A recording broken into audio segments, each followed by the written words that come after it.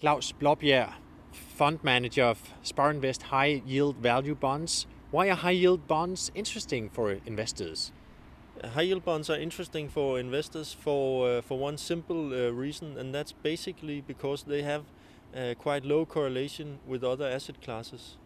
And when they have so low correlation with other asset classes, it makes them attractive in portfolios of people, because they will act to stabilize returns over the long run in a portfolio. So it's quite good to have in a portfolio.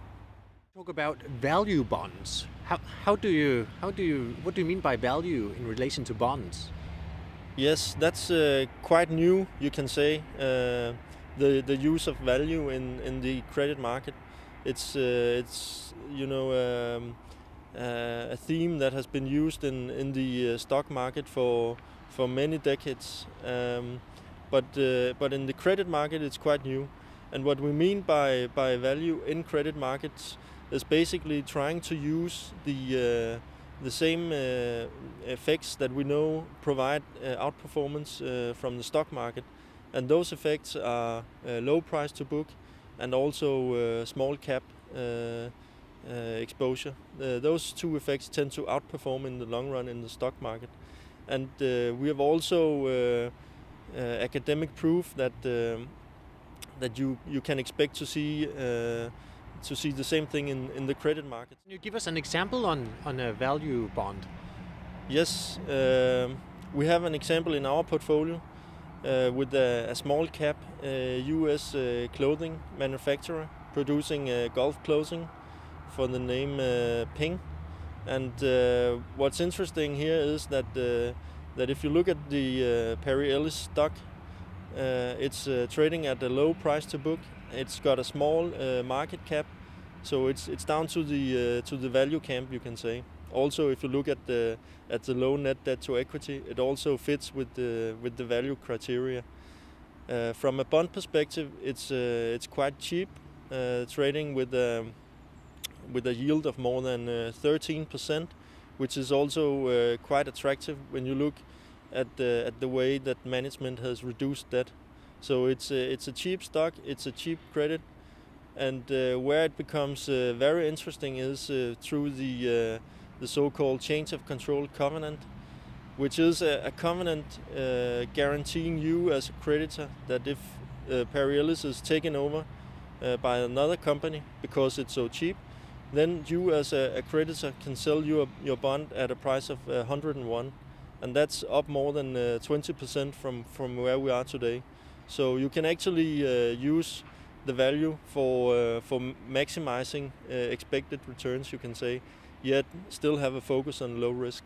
So that's one example. And why are value bonds attractive for investors? Well, they're attractive for investors because in the long run they will give you outperformance compared to the average market. And the outperformance will come from two effects, basically.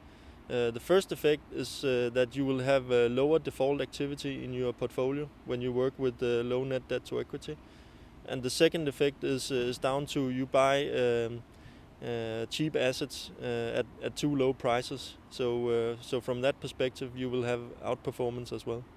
So there are really two explanations why they are attractive. First, as I said, low default risk, and second, they will give you a higher return. You also find some of bonds issued by smaller companies to be very interesting. Why is that? Well, that's as I said, down to one of the value effects.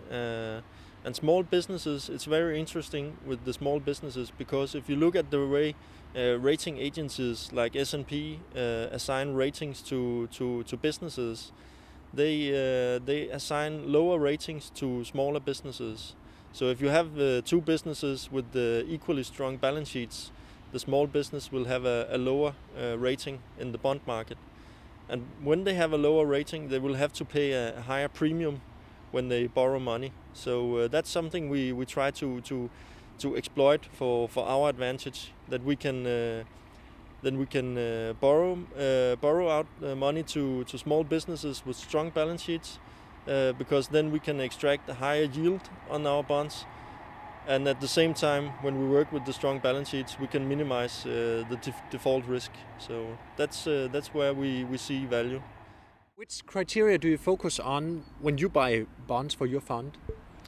First of all, we want to maximize safety, and that we do by working with low net debt to equity or low loan to value.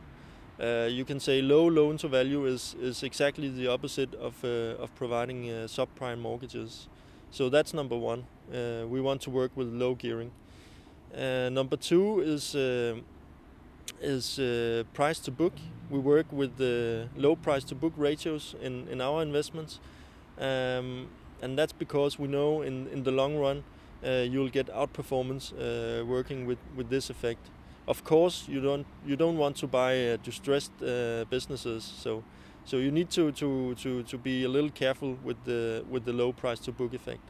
Thirdly, we also work with the small cap effect, because we know that the small businesses are discriminated in the marketplace when it comes to credit ratings, and also from working with those small businesses, we can maximize the expected return from our investments. But what happens if the company is taken over?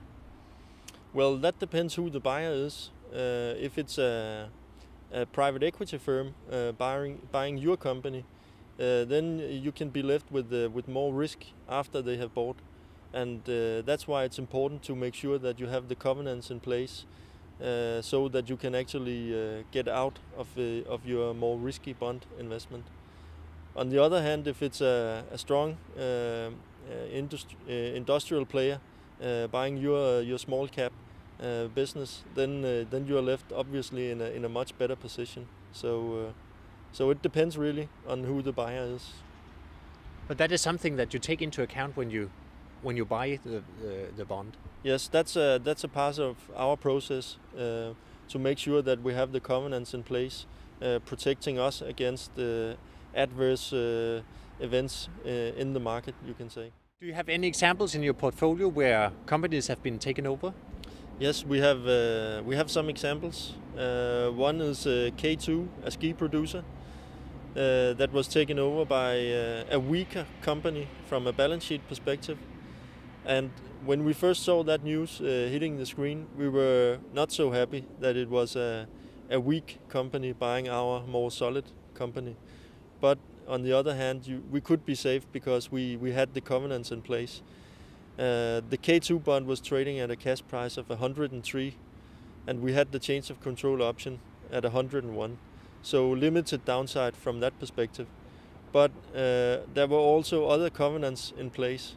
One so-called restricted payment covenant, and actually that covenant was triggered, so we could sell our bonds at a price of more than 107. So in the end, we came out on top anyway. So it just shows you that these covenants can provide a lot of value for investors. Could you sum up the advantages of investing in high-yield value bonds? Yes, high-yield value bonds is about higher return and lower risk. And that's it? That's it.